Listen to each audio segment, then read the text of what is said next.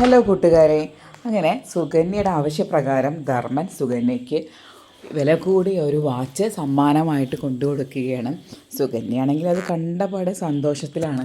നാളെ ഇനി കൂട്ടുകാരുടെ കല്യാണത്തിന് പോകുമ്പോൾ ഈ വാച്ച്, പുതിയ വാച്ച് ഇട്ടിട്ട് ഒന്ന് അടിച്ച് പൊളിക്കാമെന്നുള്ള സന്തോഷത്തിലാണ് സുകന്യ.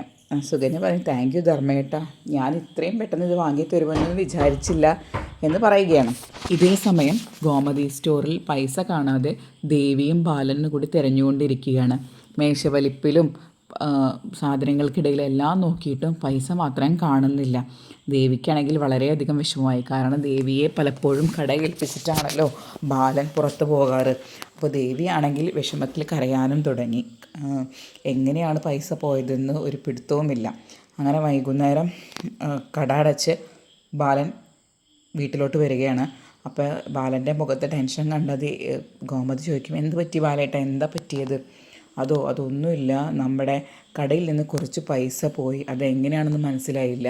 ഒന്നുകിൽ ചിലപ്പോൾ പൈസ ഇവിടെ ഉണ്ടാവാൻ സാധ്യതയുണ്ട്, അല്ലെങ്കിൽ കടയിൽ നിന്ന് മോഷണം പോയി. എന്തായാലും നമ്മുടെ ഗോമതി സ്റ്റോറിൽ നിന്ന് ആദ്യമായിട്ടാണ് ഇങ്ങനെ ഒരു സംഭവം ഉണ്ടാകുന്നത്. അതിൻ്റെ ഒരു വിഷമത്തിലാണ് ഞാൻ എന്ന് പറഞ്ഞുകൊണ്ടിരിക്കുകയാണ്. അപ്പോൾ എത്ര രൂപയാണ് പോയത് എന്നൊക്കെ ചോദിക്കുന്നുണ്ട് എല്ലാവരും. അപ്പോൾ ധർമ്മനും അവിടെ ഉണ്ട്.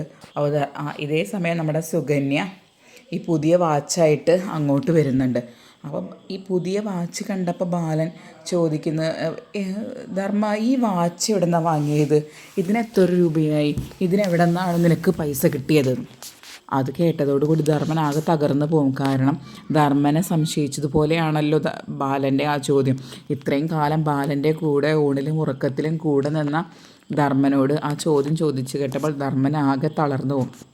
അപ്പോൾ ധർമ്മൻ പറയും, ചേച്ചി എന്നെ ഇങ്ങനെ സംശയിച്ചല്ലോ ചേട്ടൻ, അതുകൊണ്ട് ഇനി ഇവിടെ നിൽക്കാൻ ഞാൻ നിൽക്കുന്നില്ല, ഞാൻ ഇവിടെ നിന്ന് പോവുകയാണ് എന്ന് പറഞ്ഞ് ധർമ്മൻ സുകന്യയും കൂട്ടി ബാഗൊക്കെ പാക്ക് ചെയ്ത് പെട്ടിയുമായിട്ട് രാത്രി ഇറങ്ങുകയാണ്.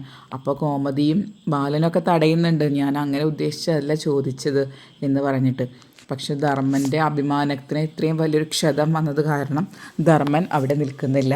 അപ്പോൾ സുകന്യയും ഗോമതി നിർത്തി മോളെ നീ പോവല്ലേ എന്ന് പറഞ്ഞ് നിൽക്കാൻ പറയും. പക്ഷേ സുകന്യയും അതനുസരിക്കുന്നില്ല. ധർമ്മൻ പറഞ്ഞതുപോലെ അവർ രണ്ടുപേരും കൂടി കൃഷ്ണമംഗലത്തിലോട്ട് പോകാൻ ഇറങ്ങുകയാണ്. അങ്ങനെ രാത്രി ധർമ്മനും സുകന്യയും ദേവമംഗലത്തിൻ്റെ പടിയിറങ്ങി കൃഷ്ണമംഗലത്തോട്ട് പോവുകയാണ്. ഇത്രയുമാണ് അടുത്ത എപ്പിസോഡ്.